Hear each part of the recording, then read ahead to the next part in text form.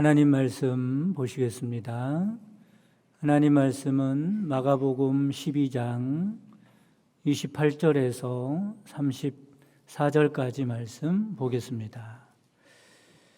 마가복음 12장 28절에서 34절까지 말씀입니다. 은혜를 주시는 하나님 말씀 봉독해 드리겠습니다. 서기관 중 한 사람이 그들이 변론하는 것을 듣고 예수께서 잘 대답하신 줄을 알고 나와 묻되 모든 계명 중에 첫째가 무엇이니까? 예수께서 대답하시되 첫째는 이것이니 이스라엘아 들으라. 주 곧 우리 하나님은 유일한 주시라. 내 마음을 다하고 목숨을 다하고 뜻을 다하고 힘을 다하여 주 너의 하나님을 사랑하라 하신 것이요. 둘째는 이것이니 내 이웃을 내 자신과 같이 사랑하라 하신 것이라. 이보다 더 큰 계명이 없느니라. 서기관이 이르되 선생님이여 올소이다. 하나님은 한 분이시요 그 외에 다른 이가 없다 하신 말씀이 참이니이다. 또 마음을 다하고 지혜를 다하고 힘을 다하여 하나님을 사랑하는 것과 또 이웃을 자기 자신과 같이 사랑하는 것이 전체로 드리는 모든 번제물과 기타 제물보다 나으니이다. 예수께서 그가 지혜 있게 대답함을 보시고 이르시되 내가 하나님의 나라에서 멀지 않도다 하시니 그 후에 감히 묻는 자가 없더라. 아멘. 할렐루야. 이 시간에는 사랑과 율법이라는 제목으로 말씀을 전해드리도록 하겠습니다. 사랑과 율법은 어떤 관계가 있을까? 사랑과 율법에 대해서 말씀을 이해를 돕기 위해서 법에 대한 이야기를 좀 드리려고 합니다. 저희 교회도 법의 전문가가 계시긴 한데 법에 대해서 잠깐 말씀을 드립니다. 여러분, 이런 말을 할 때가 있죠. 저 사람은 법 없이도 살 사람이야. 이렇게 말할 때가 있습니다. 어떤 사람에게 이런 말하죠? 아주 선하고, 그죠? 착한 사람에게는 저 사람은 법 없이도 살 수 있는 사람이다. 이렇게 말합니다. 그러니까 이렇게 생각해 볼 수 있죠. 세상에 만약에 그렇지는 않지만 선한 사람들만 있다면 굳이 법이라는 것이 필요가 없을 것이라는 거죠. 만들어지지 않았을 것이랍니다. 왜냐하면 다 법 없이도 살 사람들이기 때문에 그렇습니다. 법이 없어도 서로에게 피해를 주거나 고통을 주지 않고 지킬 것은 잘 지키면서 평화롭게 살 수 있기 때문에 그렇습니다. 그런데 문제는 누가 문제죠? 법이 없으면 안 되는 사람들이 문제입니다. 그러니까 법이 왜 만들어졌습니까? 선한 사람들 때문에 만들어진 것이 아니라 악한 사람들 때문에 만들어진 겁니다. 악한 사람들이 자꾸 다른 사람에게 피해를 주고 하지 말아야 할 짓을 하기 때문에 그렇게 하지 못하도록 막기 위해서 법을 만든 것입니다. 자, 이제 그래서 법이 만들어졌습니다. 누구나 법을 지켜야 하죠. 선한 사람도 악한 사람도 똑같이 다 법을 지켜야 하는 것입니다. 그런데 겉보기에는 똑같이 법을 지키는 것 같이 보여도 다른 게 있습니다. 여러분, 뭐가 다를 것 같아요? 그 법을 지키는 동기가 다르죠. 선한 사람은 선하기 때문에 법을 지키는 것이 당연하다고 생각하고 스스로 법을 잘 지켜나갑니다. 이런 사람은 어떻습니까? 누가 보던 안 보던 법을 지키죠. 왜냐하면 그 사람 자체가 선하기 때문에 그렇습니다. 그러나 악한 사람은 다릅니다. 법을 스스로 지키지 않지요. 법을 어기면 처벌을 받을까 봐 두려워서 법을 지킵니다. 억지로 지키는 경우도 있어요. 자의가 아니라 타의에 의해서 어쩔 수 없이 법을 지키는 겁니다. 이런 사람은 법을 지키기가 참 어렵겠죠. 나는 그렇게 하고 싶지 않은데 법이 있으니 어쩔 수 없이 그렇게 살아가는 겁니다. 그리고 이런 사람은 어떻습니까? 누가 보지 않으면 언제든지 법을 어길 소지가 있는 사람입니다. 왜 그래요? 그 사람 자체가 악하기 때문에 그렇습니다. 이런 사람은 법을 지킨다고 해도 어때요? 겉과 속이 다르지 않습니까? 형식적으로 법을 지키는 거예요. 위선적으로 법을 지킵니다. 진짜가 아니죠. 진심이 아닌 겁니다. 자의든 타의든 스스로 지키든지 억지로 지키든지 지키면 그나마 다행입니다. 어떤 사람은 법을 어기는 사람이 있습니다. 그렇죠? 공공연하게 법을 어겨서 처벌을 받는 사람이 있어요. 나쁜 사람입니다. 그런데 여러분, 이보다 더 나쁜 사람이 있다는 거 아십니까? 법이 없다면 그렇지 않을 텐데 법이 있으니까 법 때문에 더 나쁜 짓을 하는 사람들이 있습니다. 그게 누구냐면 법에 대해서 잘 아는 사람들이죠. 법을 잘 알기 때문에 법의 허점을 이용해서 나쁜 짓을 하는 겁니다. 법을 요리조리 피해 다니면서 법에 걸리지 않게 나쁜 짓을 하고 사는 사람들이죠. 이런 사람을 가리켜서 법꾸라지라고 그럽니다. 미꾸라지를 그런 것 같이 법꾸라지 이렇게 말하죠. 그런데 이보다 더 나쁜 사람이 있습니다. 그게 뭐냐면 법을 이용해서 없는 죄를 만들어내는 거예요. 조작을 하는 겁니다. 그러니까 선량한 사람들에게 법을 들이대면서 없는 죄를 뒤집어 씌우는 겁니다. 그리고 있는 죄를 덮어주기도 하죠. 털어준다는 말도 합니다. 법을 가지고 장난을 치는 사람들이에요. 아주 나쁜 사람들입니다. 이런 사람을 보고 법 기술자라고 그렇게 말하기도 합니다. 어쨌든 악한 사람은 그 안에 법의 기초가 되는 선이 없기 때문에 법을 지키지 않습니다. 그리고 지킨다고 해도 진심이 아니죠. 위선적입니다. 오늘 말씀이 그런 말씀을 하고 있는 거예요. 성경에서 말하고 있는 율법과 사랑도 마찬가지라는 겁니다. 여러분, 율법을 법이라고 생각하고 사랑을 선이라고 생각하면 이해가 쉽습니다. 로마서 13장 10절에 이런 말씀이 있어요. 사랑은, 선은 이런 말이죠. 사랑은 이웃에게 악을 행하지 아니하나니 그러므로 사랑은 율법의 완성이니라 말씀합니다. 그러니까 법 없어도 살 사람이다. 뭐가 있으면? 사랑이 없으면. 사랑이 있으면 율법이 없어도 율법을 잘 지키며 살아가는 거예요. 왜냐하면 사랑이 율법의 완성이기 때문에 그렇다라고 말씀합니다. 사랑 안에 모든 율법이 다 들어있습니다. 이런 사람에게는 굳이 율법이 필요 없겠죠. 그러면 율법이 왜 만들어졌을까? 왜 만들어졌을 것 같아요? 사랑이 없는 사람 때문에 율법이 만들어진 겁니다.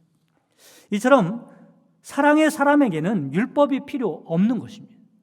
사랑은 율법의 완성이기 때문에 그렇죠. 그러므로 사랑과 율법의 관계는 어떤 관계냐면 사랑 안에 모든 율법이 다 들어있는 거예요. 사랑 안에 모든 율법이 다 포함되어 있는 겁니다. 사랑이 모든 율법을 총괄하고 있는 거죠.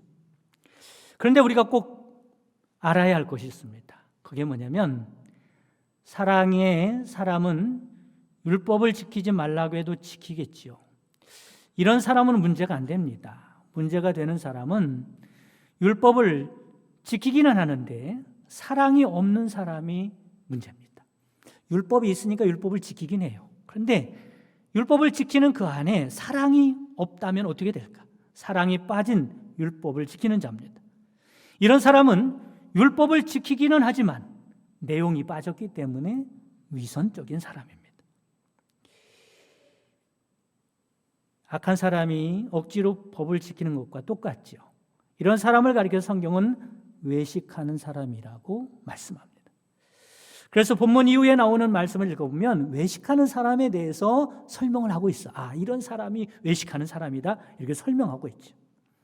이런 율법과 사랑에 대한 이해를 가지고 본문을 살펴보도록 하겠습니다.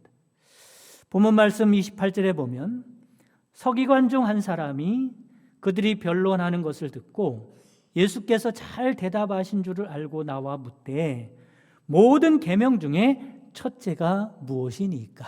그렇게 물어봐요. 여기서 첫째라는 말은 첫 번째, 두 번째, 세 번째 순서를 말하는 게 아닙니다. 여기서 첫 번째, 첫째라는 것은 율법을 포괄하고 있는 대표적인 계명을 물어보고 있는 거예요. 우리는 지금 알고 있죠. 제가 말씀을 드렸죠. 마치 이런 겁니다. 이스라엘 백성들이 애굽에서 구원을 받게 되는데 구원을 받기 전에 마지막 재앙이 어떤 재앙이었어요? 첫째, 장자를 죽이는 재앙이었습니다. 그럼 첫째를 죽인다는 말은 형제가 여럿이 있는데 그중에 첫째를 죽인다 이 말이 아닙니다. 대표적으로 죽이는 거예요. 그러면 대표를 죽이면 다 죽었다는 의미를 담고 있는 거죠. 예수님께서 부활하셨는데 부활하신 예수님을 가리켜서 부활의 첫 열매라고 말씀합니다. 이 첫이라는 것은 예수님이 첫 번째고 우리가 두 번째고 이렇게 첫 번째, 두 번째 가리키는 게 아닙니다. 대표성을 띠는 거예요. 예수님이 부활하셨으니 우리도 부활할 거라고 하는 그런 첫 열매를 가리키는 겁니다. 이처럼 계명 중에 첫째라는 것은 첫 번째가 아니라 대표성을 나타내는 것을 물어보는 거예요. 모든 계명을 총괄하는 계명이 무엇입니까? 라고 그렇게 물어보는 거죠. 이 계명이 뭐겠습니까? 바로 사랑이라는 거예요.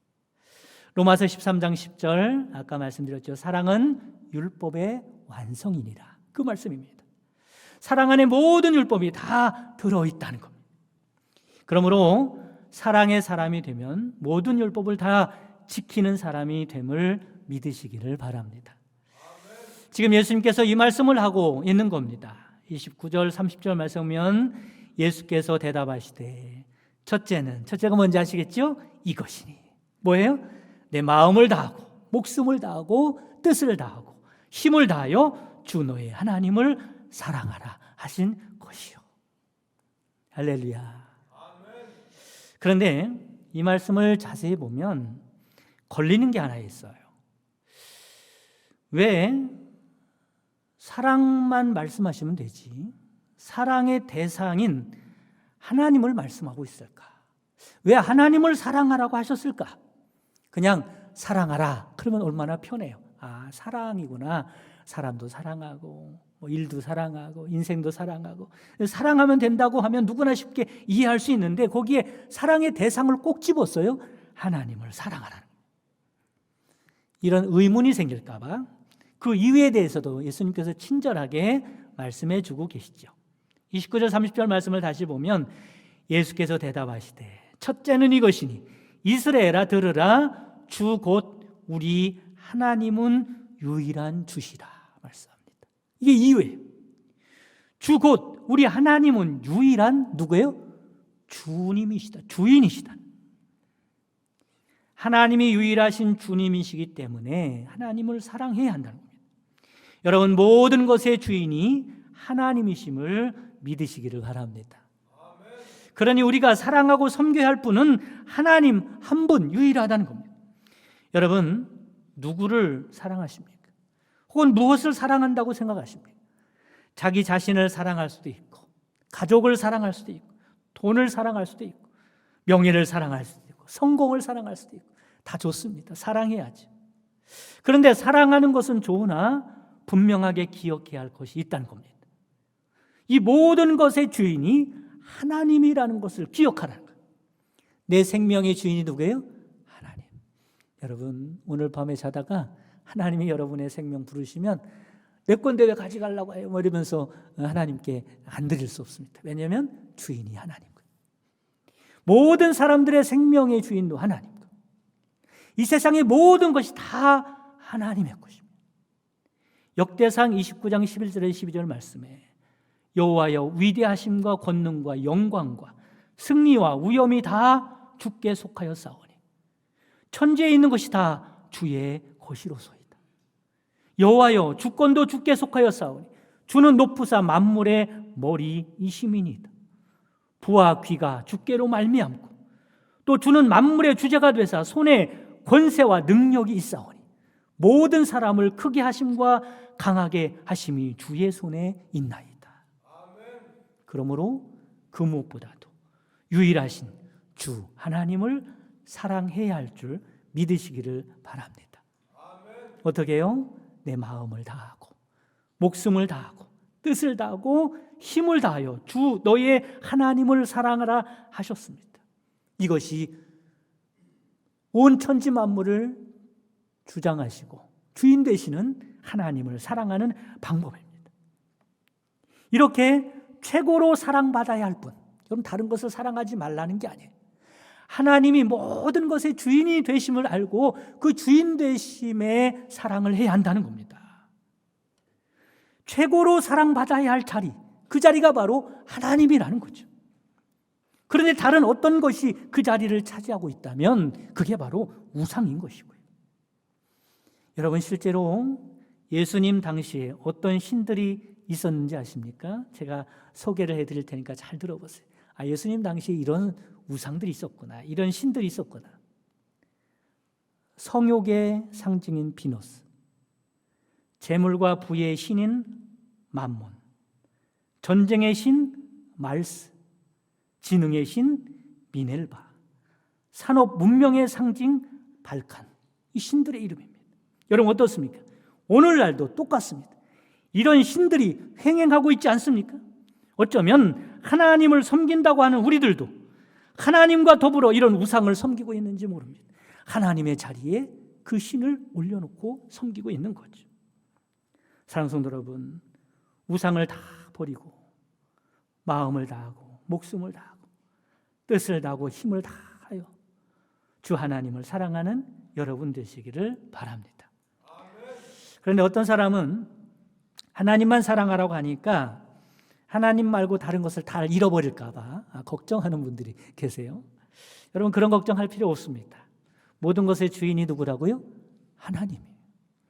하나님을 사랑한다는데 나머지 것들을 다 하나님 뺏어 가시겠습니까? 여러분, 하나님이 다 주십니다. 여러분, 믿음 가지시기를 간절히 바랍니다. 문제는 뭐예요? 하나님을 사랑하느냐가 문제입니다. 예수님은 여기에서 그치지 않고 계속 말씀하고 계세요. 하나님을 사랑하는 계명과 함께 잊지 말아야 할 것이 있다고 말씀합니다. 그게 뭐냐면 이웃을 사랑하라는 거죠. 31절 말씀이 그 말씀입니다. 둘째는 이것이니 내 이웃을 내 자신과 같이 사랑하라 하신 것이라. 이보다 더 큰 계명이 없느니라고 말씀합니다. 여기서 내 이웃을 내 자신과 같이 사랑하라 이렇게 말씀하시는데 이 계명은 둘째 계명이라고 말씀을 합니다. 그런데 이와는 다르게 31절 마지막에 보면 이 계명을 가리켜서 뭐라고 말씀하시냐면 이보다 더 큰 계명이 없느니라고 말씀. 그러면 앞에 첫 번째 계명은 뭐고 두 번째 계명을 보고 이보다 더 큰 계명이 없다고 말씀하시는 것은 왜 그럴까? 모순되지 않습니까? 이런 말씀을 하고 있는 거예요. 이웃을 사랑하는 계명은 하나님을 사랑하라는 계명과 다르지 않다는 것. 하나라는 겁니다. 떨어질 수 없는 계명이라는 말씀을 하고 있는 겁니다. 하나님 사랑에 대한 계명이 있으면 당연히 이웃 사랑에 대한 계명이 따라오게 된다는 거죠. 이웃을 사랑하지 않으면서 하나님을 사랑한다고 할 수 없다는 겁니다. 그래서 이 말씀의 평행구절인 마태복음 22장 37절 39절 말씀에 보면 이렇게 말씀해요. 예수께서 이르시되 내 마음을 다하고 목숨을 다하고 뜻을 다하여 주 너희 하나님을 사랑하라 하셨으니 이것이 크고 첫째 되는 계명이요 둘째도 그렇게 말합니다. 둘째도 같다는 거예요. 도를 쓰죠. 둘째는이 아니라 둘째도 그와 같으니. 그와 같다는 것은 앞에 것과 똑같다는 거예요. 비중이. 내 이웃을 내 자신과 같이 사랑하라고 말씀합니다. 그래서 요한일서 4장 20절에 보면 누구든지 하나님을 사랑하노라 하고 그 형제를 미워하면 이는 거짓말하는 자예요. 그럴 수 없다는 겁니다. 보는 바 그 형제를 사랑하지 아니하는 자는 보지 못하는 바 하나님을 사랑할 수 없느니라고 말씀하고 있습니다. 보이는 형제를 사랑하지 못하면서 보이지 않는 하나님을 사랑한다는 건 거짓말이라는 거예요. 그럼 형제를 사랑해야 할 이유가 어디 있을까? 형제가 보이지 않는 하나님의 보이는 형상이요 모양이기 때문에 그렇습니다. 여러분, 형제가 옆에 앉아있는 그 형제들 말이에요. 그 형제가 누구라고요? 보이지 않는 하나님의 형상이고 하나님의 모양이라는 거예요. 창세기 1장 26절에 하나님이 이르시되 우리의 형상을 따라 우리의 모양대로 우리가 사람을 만들고 그 사람이 바로 하나님의 형상이고 모양이라. 그 보이는 하나님의 형상, 보이는 하나님의 모양을 사랑하지 못하면서 어찌 보이지 않는 하나님을 사랑한다고 할 수 있겠느냐는 겁니다. 그러니 보이는 하나님의 형상과 모양을 사랑하지 못하면서 하나님을 사랑한다고 하는 것은 거짓말하는 것이다. 그럴 수 없다는 겁니다. 하나를 가르쳐주면 열을 안다는 말이 있지요. 예수님의 말씀에 서기관이 듣고 있다가 이 지혜로운 서기관이요 많은 것을 깨달았습니다. 예수님의 이런 말씀을 듣더니 한 걸음 더 나가서 이렇게 말을 하는 거예요.